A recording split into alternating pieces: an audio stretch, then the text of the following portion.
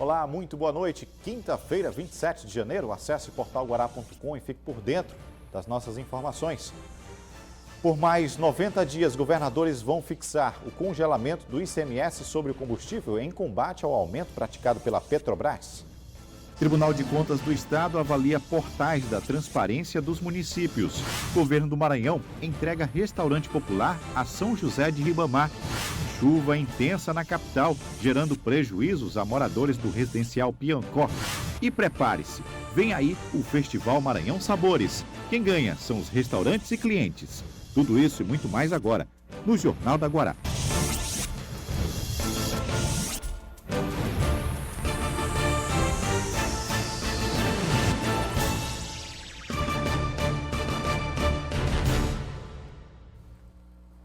Começamos a edição de hoje com uma boa notícia. Vivemos em um grande problema com o valor altíssimo da gasolina. Isso vem refletindo na cadeia logística de abastecimento da alimentação e tantos outros setores. Hoje, o Comitê Nacional de Política Fazendária, o CONFAZ, aprovou a prorrogação até 31 de março do congelamento do preço médio ponderado ao consumidor final. E é um imposto sobre circulação de mercadorias e serviços, o ICMS, que incide sobre o combustível. Bom, vale dizer que, segundo os governadores que debateram esse assunto, esta medida não segura o aumento do valor do combustível, segundo o Fórum de Governadores. Eles defendem soluções estruturais para estabilizar esse preço do combustível, como um fundo de equalização de preços. Os governadores vão prorrogar por mais 60 dias o congelamento do ICMS sobre os combustíveis. A decisão foi publicada em nota pública. O prazo, que encerraria no dia 31 de janeiro, agora vai até o mês de março. O ICMS havia sido congelado por 90 dias em uma tentativa dos governantes mostrarem que o imposto estadual não influencia no valor final dos combustíveis. Isso porque o presidente da República vem atribuindo o cenário econômico ruim a prefeitos e governadores que aderiram o Fique em Casa durante o pico da pandemia. Segundo o secretário estadual de Fazenda do Maranhão, os principais fatores dessa alta estão ligados ao fato do Brasil atribuir seus preços ao mercado internacional e também pela variação cambial. Bom, o que provoca o aumento do preço dos combustíveis são a política de preço da Petrobras, a política de paridade internacional adotada pela Petrobras, que atrela a variação do preço do barril no mercado internacional ao preço do combustível comercializado no mercado nacional no Brasil. O secretário alerta que esse deve ser o último prazo adotado pelos estados, levando em consideração que os prejuízos são grandes. Para se ter uma ideia, o governo do Maranhão já perdeu mais de 20 milhões de reais nestes últimos 90 dias. Na verdade, o congelamento, entre aspas, de preços adotado pelos estados é uma tentativa de diminuir o tamanho do aumento que a Petrobras tem gerado aos brasileiros. É uma tentativa de diminuir que traz, evidente, alguns prejuízos para os cofres públicos. Mas os governadores sensíveis à população, à dificuldade que a população atravessa, no sentido, no objetivo de minimizar o aumento dado pela Petrobras, têm adotado essa política de congelamento de preços. É evidente que isso não me parece que seja algo eterno, porque é uma conta muito cara para os estados e para os municípios. Os municípios, eles recebem parcela da arrecadação do ICMS e combustíveis. Então, é uma conta muito cara para estados e municípios, de modo a se prolongar definitivamente. Por enquanto, o congelamento vem segurando as pontas por aqui, mas as expectativas não são as melhores para 2022, ainda mais se a inflação chegar aos 5% previstos. É importante advertir que os governadores estão fazendo a sua parte, prorrogando o congelamento da base de cálculo dos combustíveis, mas se o governo federal não agir, nós teremos em breve novos aumentos no preço dos combustíveis. Bem, e a gente segue aqui falando agora sobre uma decisão, uma publicação feita pelo presidente da República que anunciou um reajuste salarial que contempla os professores da educação básica. Segundo mensagem publicada por ele em rede social, esse percentual será de 33,24% no piso salarial dos professores, segundo a mensagem. O maior aumento já concedido pelo governo federal. Esse aumento leva em consideração o valor por aluno pela variação da inflação nos últimos 2 anos. O Sindicato dos Professores da Educação Básica aqui em São Luís chegou a comentar que este reajuste pode não chegar de fato aos interessados, mas sobre isso vamos em busca de mais detalhes com os professores, por eles apontam defasagem no salário, principalmente da rede municipal. Vamos seguir ainda nesta pauta política, mas com um caráter mais técnico. O Tribunal de Contas do Estado realizou a divulgação da primeira avaliação dos portais da transparência dos municípios. A ideia é aprimorar a forma constante de procedimento de avaliação dos portais de transparência para que esses resultados possam traduzir com a máxima precisão a realidade das informações. O cidadão pode até não estar tão atento como deveria, mas o Tribunal de Contas do Estado tem feito sistematicamente uma análise de como os municípios maranhenses têm feito o controle de suas finanças. Depois de uma avaliação extraordinária, onde boa parte das cidades do estado apareceram classificadas com notas C e C-, as duas classificações mais baixas, o TCE está com a primeira avaliação regular do ano, necessária para dar base a todo o trabalho ao longo do ano. Essa análise que está sendo realizada nesse momento inicia os ciclos de avaliação do Tribunal de Contas para o exercício financeiro de 2022. E ela serve de base para nós projetarmos nossas grandes fiscalizações por meio de sistemas eletrônicos. Numa rápida visualização, vemos que o número de municípios que conseguem desenvolver estratégias de transparência não é tão grande. São esses que aparecem em verde. A grande maioria está em amarelo, situação de risco, com poucas informações. Isso se deve à falta de interesse dos municípios em informar os seus gastos e arrecadações. Nós podemos classificar de duas maneiras os resultados que a gente está acompanhando. Primeiro, os municípios que sempre tiveram gravitando entre C e C-, que são as menores notas, continuam nessa posição. Não há uma preocupação do gestor, principalmente dos municípios que têm C-, em melhorar. Ao contrário dos municípios que estão na posição A e B. Eles procuram o tribunal e meio que concorrem entre eles para apresentar uma melhor nota. Nós tivemos muitos municípios no exercício que saiu da condição de B, que já é considerado uma boa nota ao tribunal, para uma posição A, tentando buscar uma transparência muito mais efetiva. Esse quadro pode levar o TCE a representar contra prefeituras e câmaras municipais. No quesito transparências, nós vamos acompanhar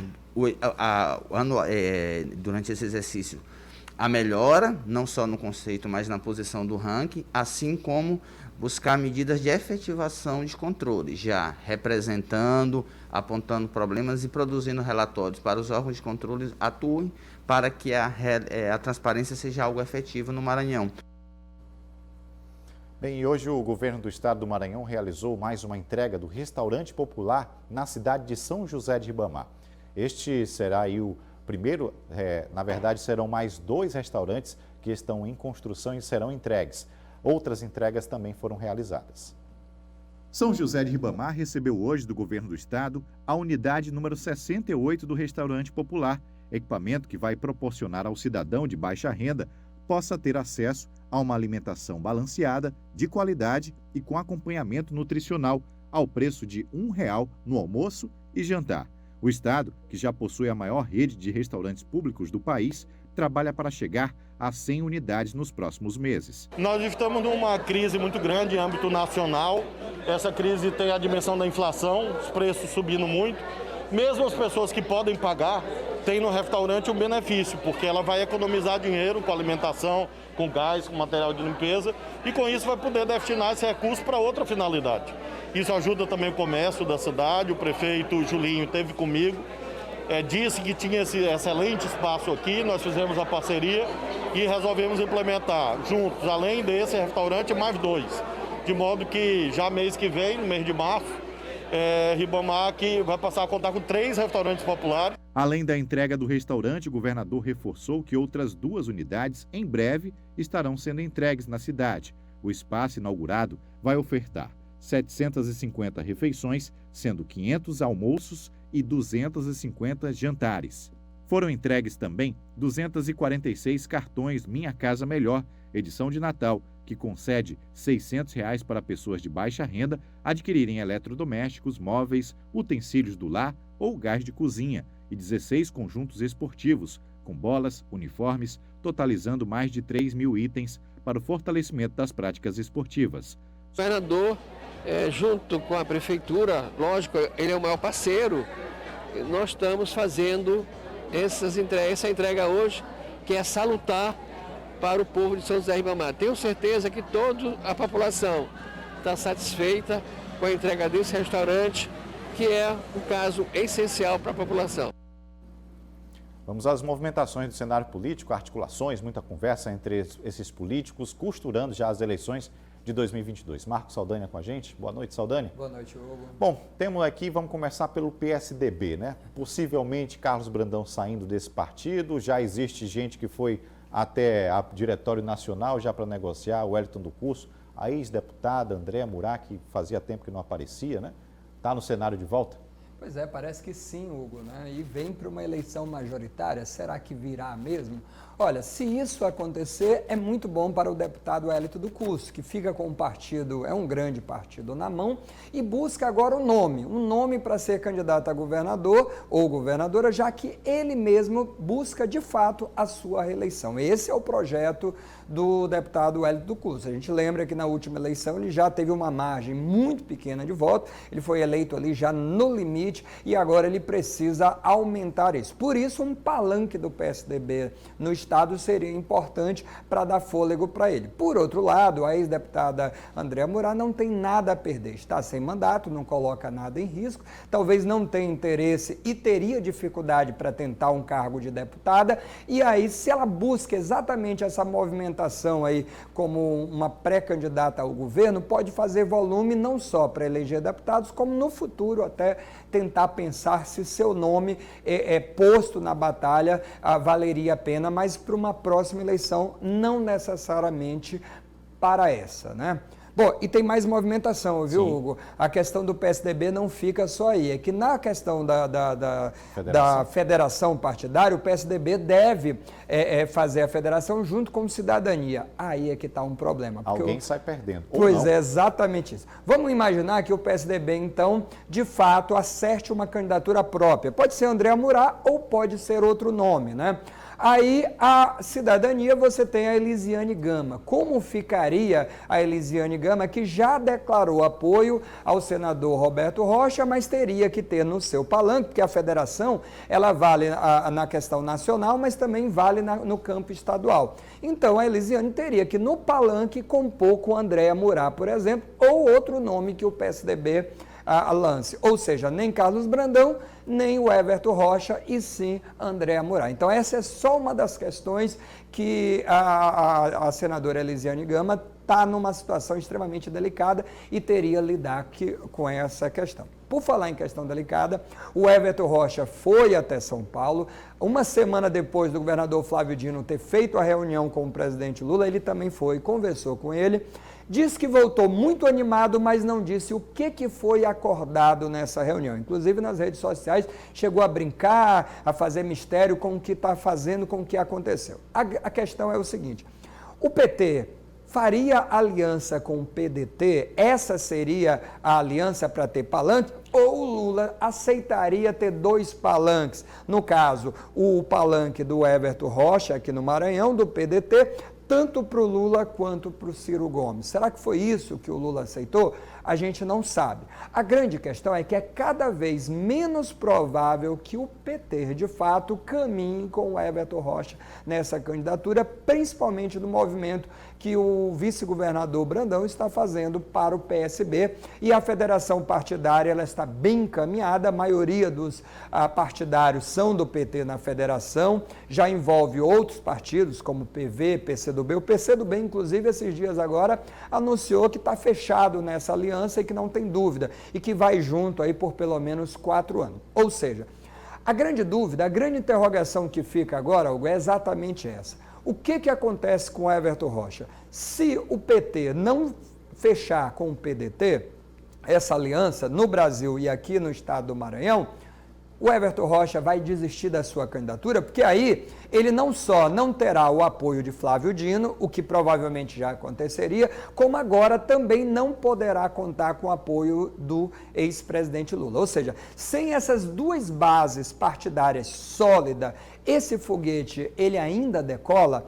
Essa é a grande questão que fica e que ainda vai dar tempo de responder agora no dia 30, quando finalmente deve acontecer a reunião entre os partidos e o governador Flávio Dino. Só o tempo mesmo é que vai dizer.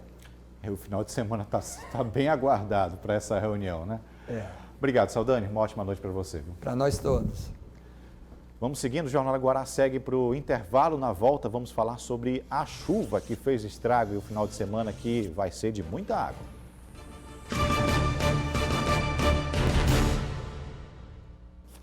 Voltamos e o nosso destaque é sobre a previsão do tempo. Entre ontem e hoje, chegamos a ter quase 12 horas de chuva na Grande São Luís. Para amanhã, sexta-feira, e todo final de semana, a previsão será de bastante chuva. Na sexta, chuvas podem chegar a 22 milímetros, temperaturas variando entre 27 e 28 graus. No sábado, um pouco menos de chuva, mas as temperaturas variam aí de 28 a 24 graus. Domingo, dia de descanso, pode ser que não dê praia. A previsão aponta aí 90% de chance de chover, com temperaturas que não chegam a 30 graus. Ontem, o Núcleo de Meteorologia da UEMA registrou um índice de 22 milímetros de chuva. E diante dessa chuva de ontem, muita gente ficou com prejuízos, carros alagados, ônibus em vias lotadas aí de água, prejuízos a moradores do residencial Piancó. Depois de algumas horas de chuva bem intensa em alguns bairros de São Luís, pontos de alagamentos foram inevitáveis. Bairros com problemas de escoamento de água, ruas alagadas, avenidas sem drenagem ou galerias. Uma noite bem difícil para moradores do residencial Piancó, que faz parte do programa habitacional Minha Casa Minha Vida em São Luís. Parte do muro de uma rua desabou e atingiu o fundo de um dos apartamentos, da parte de baixo do condomínio. Situação complicada também no serviço de ferry-boat, que sempre enfrenta problemas e agora se agravam com goteiras dentro das embarcações. O prefeito Eduardo Braide esteve reunido com outros secretários a fim de elaborar plano de atenção para as próximas chuvas que estão por vir. Olha aí, o Maranhão foi o estado com o maior número de novos casos de hanseníase em menores de 15 anos no Brasil, com 126 casos registrados. O Maranhão é o primeiro estado do país em número de casos de hanseníase. 93% dos novos casos de hanseníase diagnosticados nas Américas são do Brasil. É o que aponta o Ministério da Saúde. Ainda segundo o boletim, o Maranhão foi o segundo em novos casos da doença de 2016 a 2020, ficando atrás apenas de Mato Grosso. Além disso, o estado possui o terceiro lugar em taxa de detecção geral de casos novos da hanseníase por 100 mil habitantes, de 2010 até o ano de 2021. Bom, segundo os dados da Secretaria de Estado da Saúde, apesar do Maranhão ainda estar entre os estados com mais diagnósticos da hanseníase no Brasil, o número de casos da doença diminuíram nos estados aqui nos últimos 3 anos, sendo que em 2019 foram confirmados 3.078 casos dessa doença.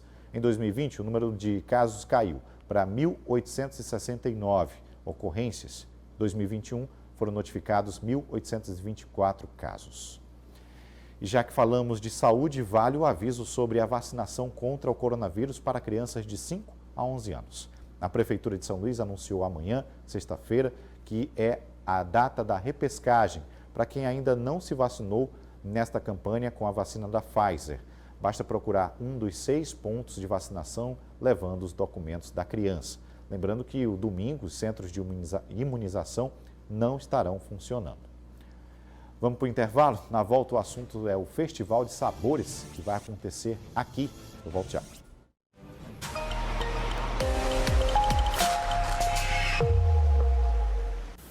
A A previsão é que a partir da madrugada de amanhã, 3 horas e 9 minutos, a pré-mar estará com 5,4 metros. Às 9 horas e 24 minutos, a baixa-mar estará com 1,1 metro.